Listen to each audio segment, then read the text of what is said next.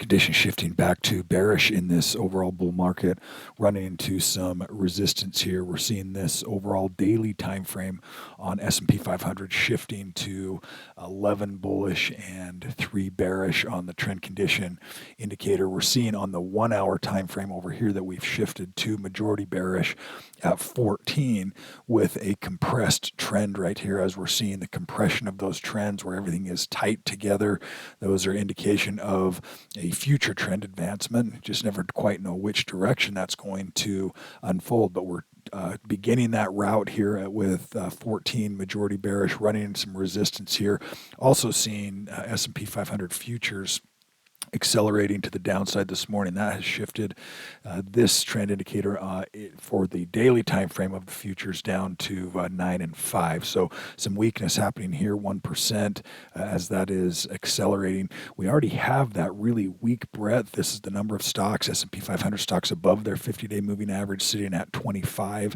That means that 75% of S&P 500 stocks are below that 50-day moving average, which is a bearish indication of trend here. We're also seeing VIX continue to move higher. We've got that compressed trend. We've moved to majority bullish here just on the activity of the last day or so, and also seeing that here on the 60-minute time frame. So this is a good tight consolidation as trend is advancing after a big pullback, finding some support right here. And again, as volatility moves higher, stocks move lower, or the selling is accelerating because volatility is anticipating or buying S&P 500 put options, and that's accelerating the premium price on those options higher, which is essentially what the VIX is measuring. So we're seeing some potential volatility coming into the market. Keep a close eye on that, because all of those setups right there, just those two, you have your internals, which are very bearish. You've got price activity, momentum, which is starting to slow,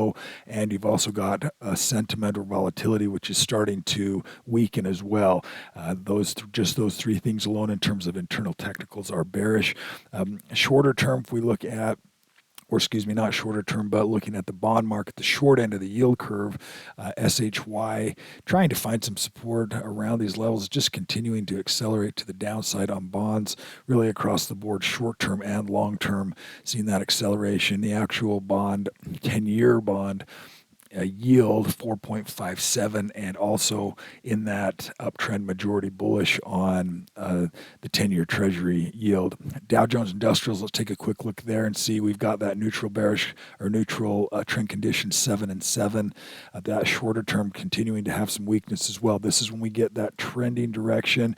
We get a counter trend up into that direction, and then oftentimes that acceleration back to the downside, this becomes counter trend. So that's kind of what we want to see here on the Dow, to see if that's actually leading other markets to the downside. We're seeing some weakness for really the first time here on the triple Qs, where we're seeing a little bit of a hiccup here. And again, as these trends are really expanded like this, they just don't sustain. It's just not sustainable. Maybe a little bit of a counter trend inside of those trends, but watching to see if we get some, there's end of year selling that also happens also in the next couple of days. See if that moves trends to the downside as well.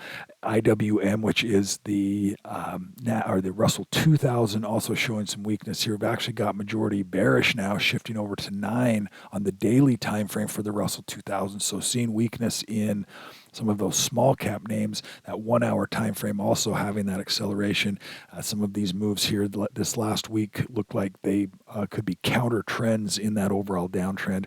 We're seeing USO now majority bullish here on the daily time frame trend condition for USO, which is oil, the ETF for oil, and seeing that also on the daily. Keep an eye on oil. Again, there's another scenario, just adding that to the possible bearishness, where you're seeing some momentum building in oil, some momentum failing in S&P 500 as well. Let's take a look at gold, see if there's any interest there. Currently seeing that neutral trend condition at 7 and 7, majority bearish on the 1 hour time frame for gold, and silver, similar type price pattern there as well. Let's jump over and look at a couple of stocks. Not a whole lot here as market conditions are weakening. We've got a few though that are there's always going to be stocks that have interest and opportunity. We'll see if this is one of those. OMER ER is the symbol, nice confirmation bar, increasing volume here as we're seeing those trends, majority bullish on the 1 hour time frame, starting to work its way back up again. That's a nice looking chart pattern setup. The other one that I had to look at was RCEL. Let's pull that one in. Not quite as clean of a pattern right there, but shifting back into that overall uptrend. You can see on that 1 hour time frame, getting a shift back to majority bullish here as it gapped higher and is working back in this overall uptrend. Similar type price pattern above 236 and getting pretty nice volume here in the last two days as we're seeing some acceleration back to the upside. That'll do it for today's update. Everybody have a fantastic day today.